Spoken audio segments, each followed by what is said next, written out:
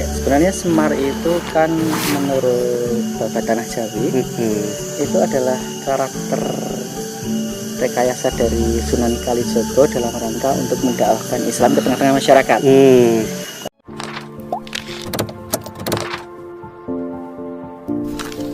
Tadi kita ya ini ya, Masya Allah keren.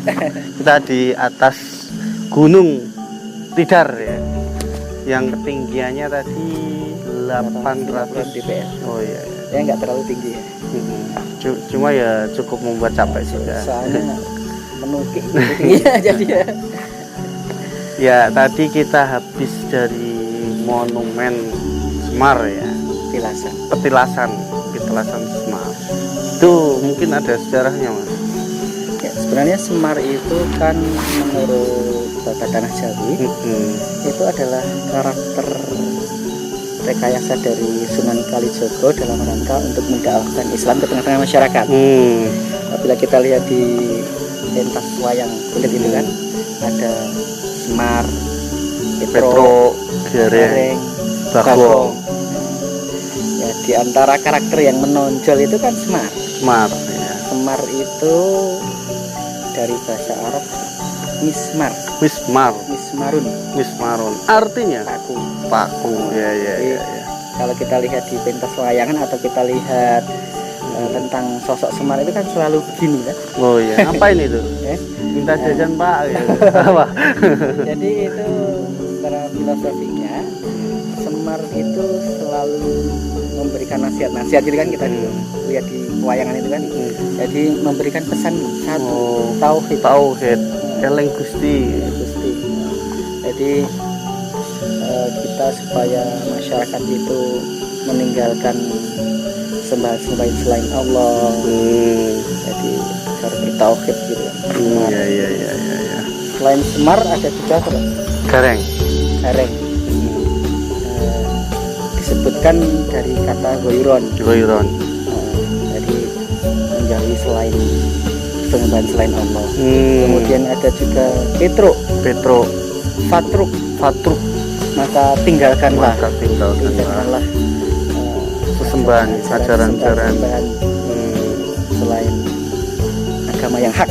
Ya. Kemudian ada juga Bagong. Ini yang paling gendut ya. Tapi kalau di tempat saya, daerah saya itu kalau orangnya itu gendut namanya Pak De Bagong. Bagong itu kan digambarkan sebagai seorang yang ngeyel, ya boleh dikatakan bodoh gitu ya.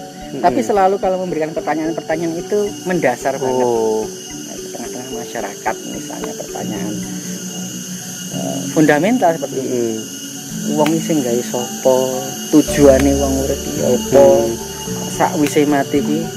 Seperti itu dan seterusnya. Gitu. Paling mendasar banget ya. Jadi memang dulu Sunan Kalijogo yang paling punya peran dalam pentas pewayangan ini memang salah satu usulnya adalah pentas pewayangan untuk mempengaruhi hati masyarakat. Jadi sebelumnya kan wayang itu tidak ada punakawannya. Oh iya. Baru kemudian, jadi sudah ada wayang tapi ditambahkan karakter baru gitu ya. Ada karakter baru untuk memberikan pesan-pesan nasihat-nasihat Islami. Nah kan kalau kita lihat di pentas wayang itu kan Semar itu selalu memberikan nasihat-nasihat yang luar biasa. Kemudian digambarkan Semar itu juga mampu mengalahkan para dewa-dewa. Seperti itu kan. Menunjukkan lemah. Jika kalau dalam wayang itu kan dibuat tidak menyerupai gepeng. Hidungnya panjang, perutnya kecil gitu ya. Tapi kan kemudian sayangnya memang tidak dipungkiri di tengah-tengah masyarakat, kemudian ditanggapi dengan sikap sinkretis. Gitu. Kemudian ada beberapa kalangan masyarakat itu yang istilahnya mengkultuskan Semar, menyembah Semar. Padahal kan mau gitu. Seperti itu jauh dari ajaran Islam. Seperti itu. Ya karena itu kenapa kok bisa kemudian yang awalnya tadi penuh syarat dengan nasihat tapi tiba-tiba kemudian bergeser menjadi sebuah pengkultusan, itu seperti apa kok bisa terjadi seperti itu? Ya. Jadi memang kalau itu kan dijelaskan oleh Syekh Taqiyuddin Al-Albani dalam Tafsir. Iya. Kan masih ingat nggak dulu waktu pernah ngaji ya? Iya. Itu dikaruniai akal. Iya. Ya, rukun akal itu ada 4. Ya, adanya fakta, objek realita. Kemudian kedua Ada panca indera, ya, mata, 3 adanya ini otak tentunya ya. serat otak. Iya. 4 Adanya informasi awal. maklumatus Topik. Nah, itu di tengah-tengah masyarakat itu kecenderungan kalau mereka berpikir dengan tidak memenuhi kerukun 4 ini, maka ada kemungkinan itu hanya menebak-nebak, gitu kan. Kemudian pokoknya macam-macam lah. Nah, ketika pemikiran masyarakat itu dibiarkan liar, ini terlalu ini ya, akademis enggak ya. Maka kemudian mereka beragama itu menggunakan perasaan-perasaan. Nah, maka kemudian ditambah-tambah, oh iya ya, ini adalah tokoh yang perlu untuk kita kultuskan gitu. Karena itu bagaimana di wayang itu kemudian sebagai sosok yang bijak dan menasihati itu, jadi kemudian lama-lama masyarakat itu mengkultuskan dengan tidak adanya filter-filter gitu. Nah, seperti itu. Satu sisi memang bagaimana disebutkan di awal tadi, memang dakwah Wali Songo belum selesai, dan juga ada peran dari penjajah Belanda supaya masyarakat itu jauh dari agama Islam. Nah, seperti itu. Jadi gara-gara kemudian tidak recheck dan sehingga menjadi ini ya, urufa, jadi semacam-macam itu ya. Bukan hanya mungkin cerita di tengah-tengah masyarakat ya, bukan hanya sosok Semar ya, banyak ya, mungkin ada sosok apa itu ya, kayak kayu, batu dan seterusnya itu kemudian dikultuskan, membuat ajaran sendiri, karena hanya menggunakan perasaan itu tadi, tidak dengan tuntunan yang jadi memang harus menggunakan pemikiran, akal. Kalau diserahkan pada hati, yang terjadi ya seperti itu tadi. Tuhan itu, Tuhan itu maha besar, juga bikin patung yang tingginya 25 meter. Maha kuasa, pakai Tuhan yang digambarkan tangannya banyak. Itu efek dari itu tadi. Ada kalau bahkan di barat itu menyembah main bola, menyembah roti, menyembah alat kelamin. Ya enggak.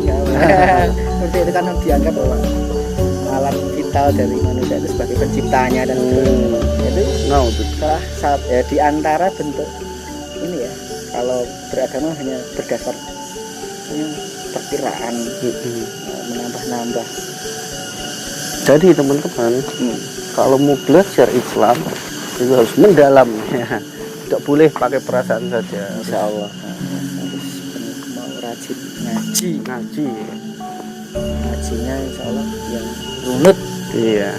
Bahasanya guru-guru kita itu taskip ya. Bukan hanya sekedar taklim ini bagus, tapi harus taskip pembinaan secara intensif.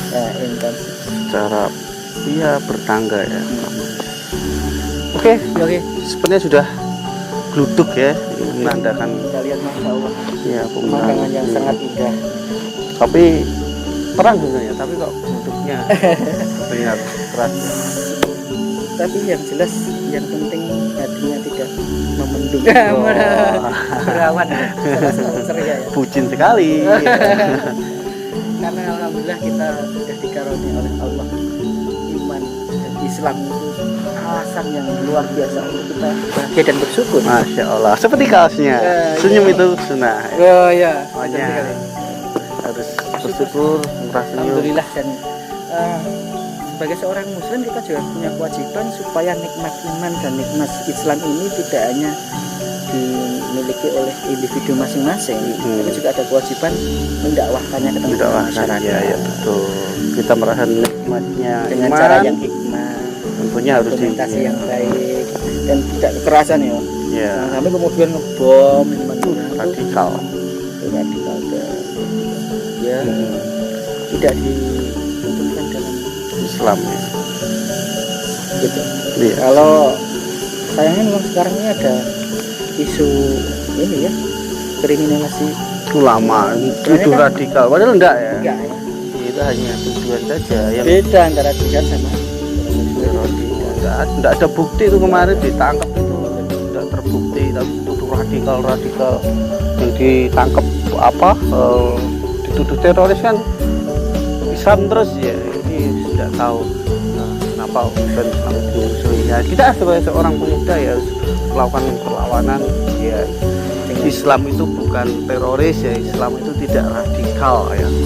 Pengen syariat Islam secara kafah itu tidak radikal. yang terbaik untuk kita tercinta. Ya betul. Dan justru sebagai ancaman. Makanya kita sebagai pemuda harus apa? Dakwah apa? Dakwah semangat. Oh, Ya, kita semangat. semangat. Mudah-mudahan ya. Amin. Istiqomahnya ya ada yang mengatakan lebih berat dari hijrah. Kalau kita hijrah itu kan Gampang. memang ya istiqomahnya ini perlu Yang berat.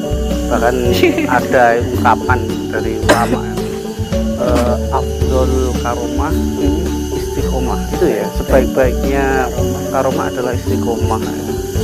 Kurang lebih kayak gitu ya. Yuk kita ini mas, kita Kemana? turun. Kita mau turun lewat sini apa lewat sana? Kemana? Ada pintu beda ya? Mungkin kita perlu Iya yang beda ya. terbang ya.